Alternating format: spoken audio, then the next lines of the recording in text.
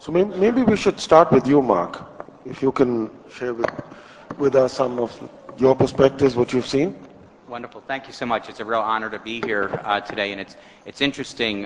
The term is the National Venture Capital Association, and you have to look at the history. We're a 33-year-old association, and 33 years ago, there was venture capital in one country, basically, and that was the United States. So it was very easy to call us the National Venture Capital Association, and no one got confused. Times have changed. We are now in a much more of a global economy. And we're seeing venture capital spread its wings. I mean, it is a uniquely American institution that is finally starting to move out of the United States into many different parts of the world. And that is actually a good thing from the U.S. Venture capitalist perspective, because venture capital is nothing without the entrepreneur. We follow the entrepreneur wherever that entrepreneur goes. If the entrepreneur is in India, that's where we're going to go. If the entrepreneur is in Estonia, that's where we're going to go. We want the best deals possible, and if it's in Birmingham, Alabama, that's where we're going to go as well. But it is an industry that is incredibly young when you compare us to any other industry out there. And yet, when you look at what's happened in the United States, the impact that this industry has had on the U.S. economy is profound. We did a study that actually will be coming out in about 2 weeks that updated some economic data that we've done in the past that shows that today fully 10 million Americans are employed by companies that were at one point or another venture-backed. That's 10% of the private sector workforce in the United States. And those companies account for 16.6% of GDP in the United States.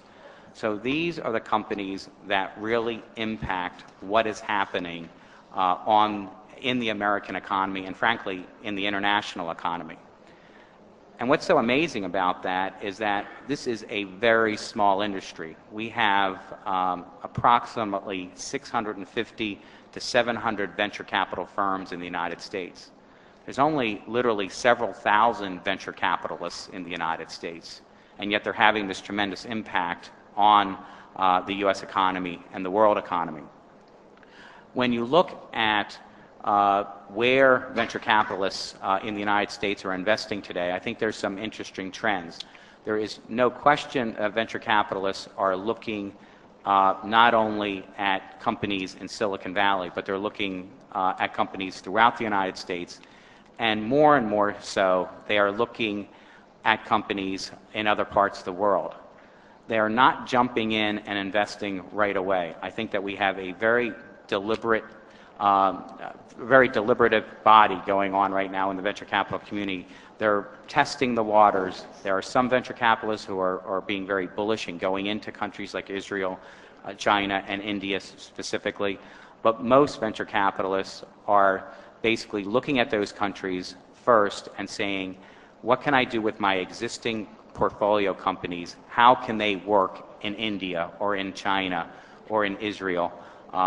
And how can I educate myself before jumping off and actually funding a company in India? And I think that's important because venture capitalists love to talk about their successes, but many of our companies fail at the end of the day. And you want to keep those failures, of course, as low as possible, but it is a constant in the venture capital industry. The other constant is we fund, in reality, very few companies per year.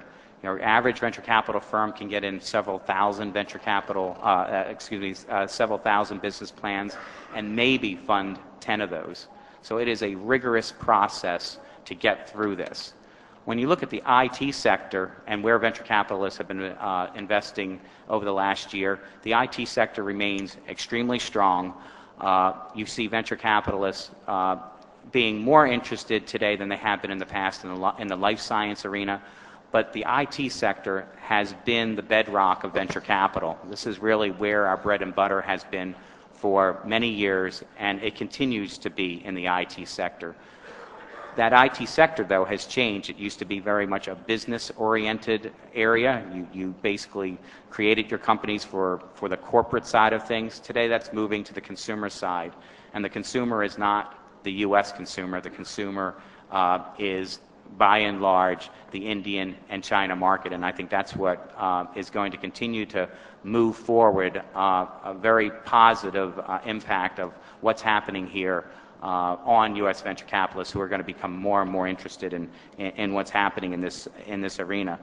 I think that what we're also starting to see is a much greater impact of private equity folks in the venture capital arena. And I think that that's, from an India perspective, also important, and from an IT perspective.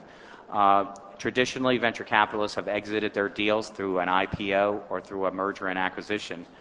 Today, you're seeing those avenues continue to be very important to us, but the private equity folks are coming in and looking very closely at deals that we have seeded early on and moved through the process, and being very interested in buying those companies. And I think it could be, we don't know yet because I think the jury's still out here, but this could be another potential exit market for venture capitalists over the next several years.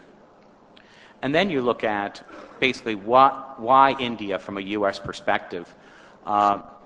The National Venture Capital Association, along with the India Venture Capital Association and several other country associations around the world, last year conducted a study with Deloitte & Touche, which basically surveyed 505 venture capitalists from around the world. And the question was, where are you going to be investing in the next 5 to 10 years? And it was interesting to see what the results of that were. China and India were certainly way up as to where venture capitalists are going to be investing, as well as the United States. But a sharp distinction came out as to why venture capitalists are looking at China as opposed to why venture capitalists are looking at India. Venture capitalists are looking at China because it's a market. Venture capitalists are looking at India because they see true entrepreneurial zeal in this country. And as I said earlier, we follow the entrepreneur. And if the entrepreneur is here, that's where the venture capitalist is going to go. So if I'm a betting man over the next 10 years, I put a lot more faith in what is happening here in India from a long-term perspective and a venture capitalist perspective than I do in other parts of the world. And just over the last 5 or 6 days that I've been here, I think it's been amazing to see the progress that has happened in this country in a very short time in many different cities that we've been in. And what's also important is that it's not just the entrepreneur, but it's a built-in accounting and legal system that makes a venture capitalist from outside the United States very interested in working with companies that they know are going to be able to scale at the end of the day, because that's what this is all about. You can do a lot of early stage investing, but if that company can't scale, it's not worth the effort for a U.S. venture capital firm. And with that, I'm certainly open to talk further at another point here. Sure, we'll come around with some question and answers, but initially we thought we'd just have some opening comments. Incidentally, Mark and Rob are both here as part of a delegation of VCs that TIE Boston has brought to India and has been going around the different cities. Rob, a few comments from you then? Sure, a few comments. Also for me, it is a real honor to be here. Just to give you a little more color on Shasta Ventures. Shasta Ventures is a $210 million fund.